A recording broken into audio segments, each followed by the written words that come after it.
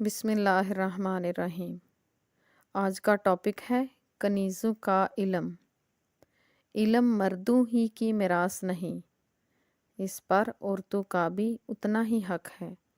ایک واقعہ سماعت فرمائیں۔ خلیفہ مامون رشید کو ایک کنیز کی ضرورت پیش آئی۔ اس نے اعلان کیا، مجھے کنیز درکار ہے۔ چنانچہ 3 کنیزیں حاضر ہوئیں۔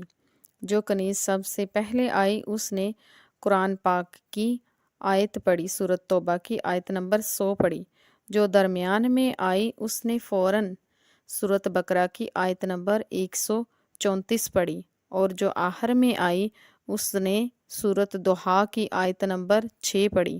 مامون رشید تینوں کنیزوں کے جوابات سے اتنا خوش ہوا کہ اس نے تینوں کو خرید لیا۔ ہمیں قرآن پاک کی تلاوت بھی کرنی چاہیے اور اسے سمجھنا بھی چاہیے۔ غور فرمائیں، تینوں کنیزوں نے کیسے خوبصورت انداز میں اپنی بات بیان کی۔ یہ سب اسی وقت ممکن ہے جب ہم قرآن مجید کو سمجھ کر پڑھیں، اس کا علم حاصل کریں۔ ایک اور واقعہ، زبیدہ اور محبت قرآن مجید۔ بادشاہوں حکمرانوں میں اگر ظالم بھی تھے تو نیک لوگ بھی تھے۔ ان میں سے ایک بی بی تھی جس کا نام زبیدہ تھا۔ یہ ہارون رشید بادشاہ کی بیوی تھی۔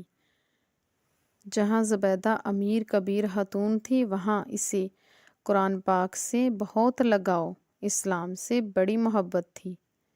ملکہ زبیدہ لباس نہایت قیمتی پہنتی تھی، لیکن اس کی عبادت اور ریاضت کو دیکھ کر رابعہ بصری کی یاد آ جاتی تھی۔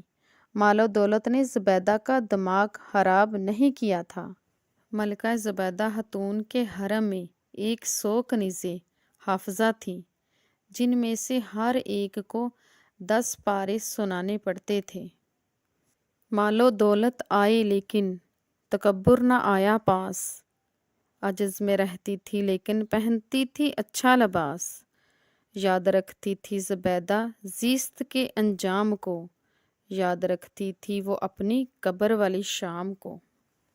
آج مال و دولت ہمیں اسلام سے دور کر دیتا ہے۔ ہم عیش و عشرت میں غرق ہو جاتے ہیں، مذہب کی یاد دل سے نکال دیتے ہیں۔ حالانکہ جب زیادہ مال آئے، زیادہ دولت نصیب ہو تو ہمیں اللہ تعالیٰ کی عبادت بھی زیادہ کرنی چاہیے اور معبود اعظم کا زیادہ شکر ادا کرنا چاہیے۔ ہمیں اسلام سے زیادہ رغبت رکھنی چاہیے تاکہ ہم بے انصاف لوگوں میں شامل نہ ہو جائیں۔ مال آ جائے تو پھر شکر خدا بھی چاہیے، مال آ جائے تو پھر شکر خدا بھی چاہیے، خوف خدا بھی چاہیے، ذکر دعا بھی چاہیے۔ ہمیں کوشش کر کے، محنت کر کے دین اسلام کو سیکھنا چاہیے،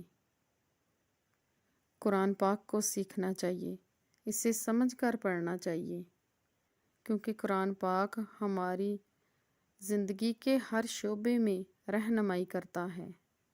کیونکہ حضور پاک صلی اللہ علیہ وآلہ وسلم نے ارشاد فرمایا کہ علم حاصل کرنا ہر مسلمان مرد اور عورت دونوں پر فرض ہے۔ ایک علم والا اور ایک جاہل دونوں برابر نہیں ہو سکتے۔ ہمیں قرآن خود بھی سیکھنا چاہیے اور دوسروں کو بھی سکھانا چاہیے۔ ہمیں گود سے گور تک علم حاصل کرنا چاہیے۔